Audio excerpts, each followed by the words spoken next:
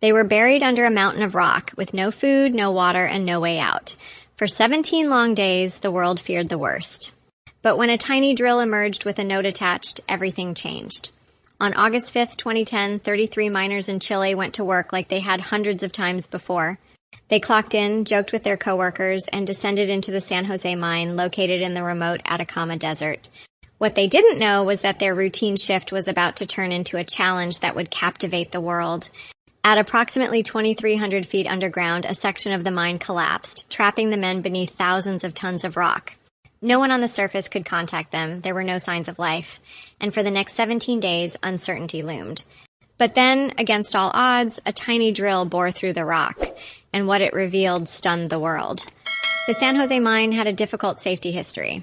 Operated by the San Esteban Mining Company, it had previously been shut down several times due to safety concerns. Yet, it reopened again and again, and miners committed to their work continued their shifts. On that fateful Thursday, the 33 workers were about 2,300 feet deep when they heard a low rumble. The ground trembled, and then a large slab of rock collapsed behind them, sealing off the main exit tunnel. Urgency set in quickly. Emergency exits were blocked. Dust filled the air. They were enclosed with limited food, water, and no contact with the outside world. The darkness was complete, the air dense. Yet, they remained hopeful. The days passed slowly. The trapped miners organized themselves into a united group. They rationed their limited supplies, and mostly cans of tuna and biscuits, and drank water from industrial tanks.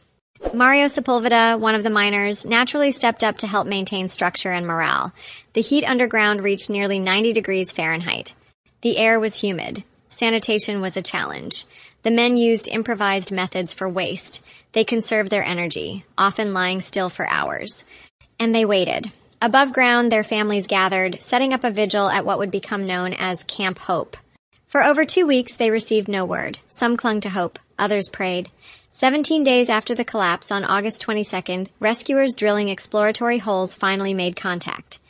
When the drill was pulled back, attached to the end was a note, written in bold red letters, Estamos bien en el refugio, los 33. We are well in the shelter, the 33.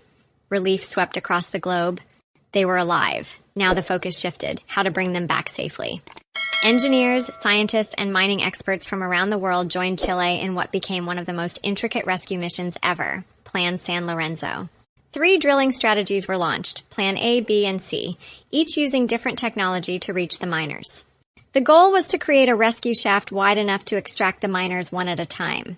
Meanwhile, supply tubes were inserted through the initial borehole. They delivered essentials, food, water, oxygen, clothing, lights, and letters from loved ones. Psychologists guided the miners through the isolation using structured routines and mental exercises. The world watched as the rescue unfolded live on TV. Camp Hope grew with reporters and supporters. Messages of support came from every corner of the world. On October 13th, after more than 2 months underground, the Phoenix rescue capsule was lowered through the shaft.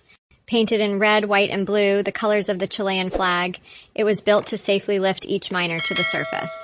Florencio Avalos was the first to ascend. As he emerged into the sunlight, cheers erupted, emotions overflowed. Then came Mario Sepulveda, who emerged with a smile and distributed rocks as souvenirs.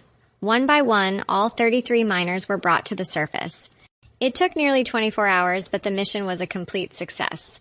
The final miner to be rescued, Luis Urzua, the shift foreman, emerged last, just after midnight. He had guided the group underground and stayed until everyone was safe.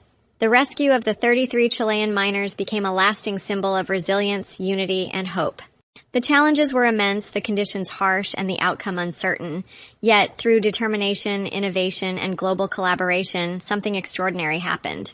Though life afterward brought its own set of changes, for 69 unforgettable days in 2010, the world stood together and then celebrated together.